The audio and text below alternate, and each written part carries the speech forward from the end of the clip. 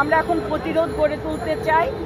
আমরা জনমনে এবং আইন শৃঙ্খলা বাহিনী এবং আওয়ামী এই সন্ত্রাসীদেরকে আমরা বলে দিতে চাই, বাংলাদেশের আর কোনো মা বোন যদি ধর্ষণের শিকার হয়, নির্যাতনের শিকার হয়, তাদেরকেও আইনের কাঠগড়ায় দাঁড়া করাবো আমরা।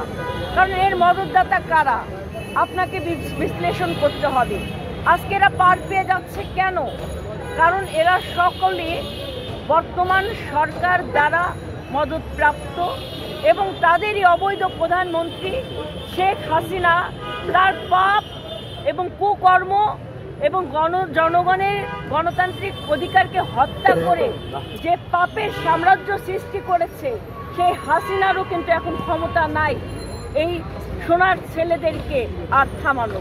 তাই আমরা বারবার করে বলছি যে মদতদাতা হিসেবে শেখ হাসিনা আজকে অবৈধ ক্ষমতাকে টিকিয়ে রাখার জন্য একদিকে যেমন সন্ত্রাস পালন করছে, বাবা গং তৈরি করছে, পাড়ায় পাড়ায় সম্রাট গং তৈরি করছে, হাজার হাজার কোটি টাকা বিদেশে পাচার করছে, আর একদিকে তাদের এই সোনার ছেলেরা বাংলাদেশের নারীদেরকে নিয়ে এক ধরনের ধর্ষণের লীলা খেলায় পরিণত হয়েছে। এই খেলার অবসান হবে জনগণের গণ অভ্যুত্থানের মাধ্যমে এবং তার জন্য আমাদেরকে ঐক্যবদ্ধ থাকতে হবে।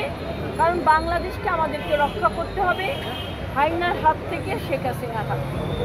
আপা, আপনাদের রাজনৈতিক কর্মকাণ্ড হচ্ছে, ধর্ষক হিসাবে চিহ্নিত হচ্ছে, তো এই যে পরিবার এদেরকে নিয়ে